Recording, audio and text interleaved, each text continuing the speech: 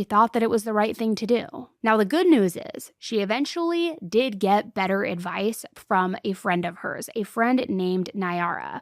Nyara was also 15 years old, just like Aloa. She also went to the same high school as her, and truly, they were like best friends. Now, Nyara didn't meet Lindenburgg until sometime in 2008, which, remember, at that point, they had already been together for about 2 years. And I don't really know why Aloa waited so long to introduce her seemingly best friend to her boyfriend at that point. Again, 2 years, but for whatever reason, there was a delay.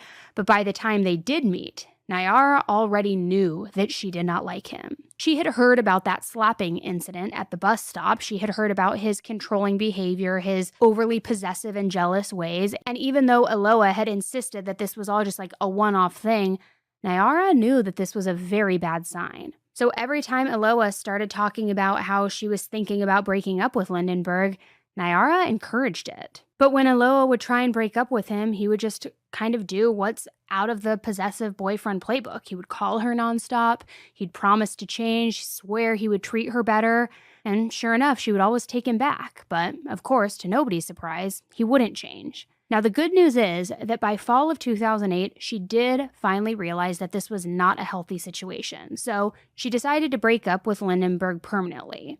He, of course, though, did not take it very well. Just like all the other times that she had tried to end things, he tried to win her back, promising he would change, begging her, please, one more chance.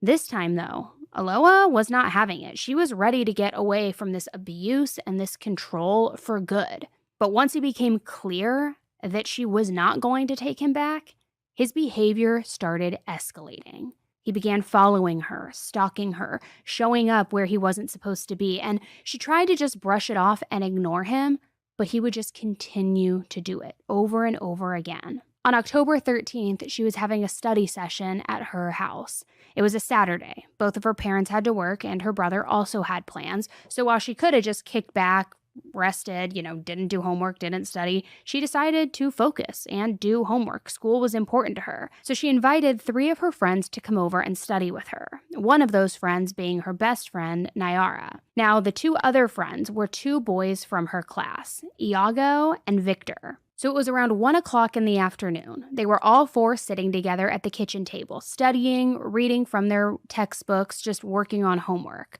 And that is when the front door swung open. It was too early for Aloa's parents or brother to be back home, so everyone was confused. They look up to see who's bursting through the front door, who's coming in. And sure enough, it was Lindenburgg.